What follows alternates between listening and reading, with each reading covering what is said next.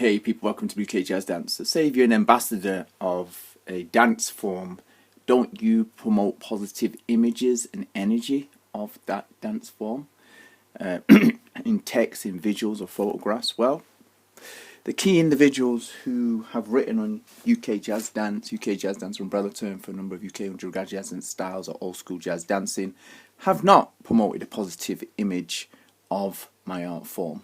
Okay, that I do as an individual. So I took it into my own, I made it my responsibility to do so and create a core mission around it. So basically I promote the positive images and energy of my African culture, heritage, arts and its wider uses. I've come back to talk about, unfortunately, the key writers have not written on the dance or perpetuated it through film in a positive way, be it visuals.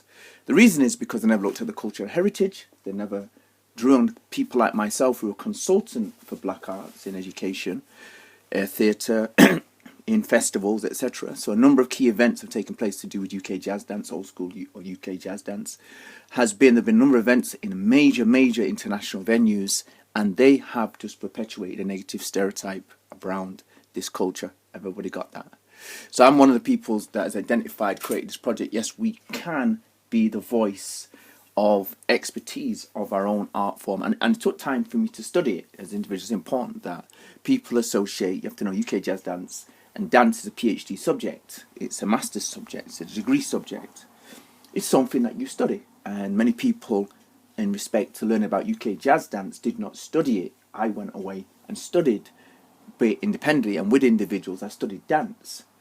Dance doesn't happen in a vacuum, and it's important that you know information. So what's happened has been, dance is brilliant right now. The world in UK, dance is at the centre of cultural life in Britain and abroad. But dance, people's dances, are not necessarily got the knowledge to provide people to truly understand and use the art form and give it true respect. So part of my work is I've come back into the world of dance education, dance and theatre, being a person, one, a preserver, and secondly, the one breaking stereotypes. That's the number one key thing, breaking myths associated with the dance and identify how did the stereotypes come along, and that is part of what I do at the moment as an individual.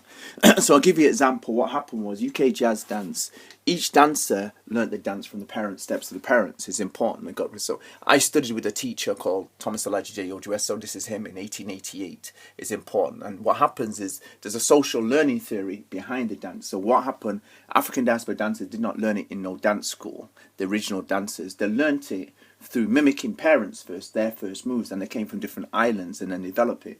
Then we discovered things like it improved our neuroscience. So one of the key things, I realised it improved my neuroscience cognition, and I used it for that as a person to actually get into university. Amazing story. I used it to keep me fit, develop my cardio, my concentration. All this information exists under what are the benefits you gain from dance. But that was not put forward at first. Then I took it a bit further because I looked at the broader ways I could use the dance. So, for example, I do a lot of issue-based work. I use dance. I've worked on an unprecedented way in sense of black people's presence in Britain. Talked about that. But most importantly, a lot of social cultural cohesion work, developing people's cultural awareness around my art form, basically doing demonstrations, talks around the culture, etc., etc. UK Jazz Dance out.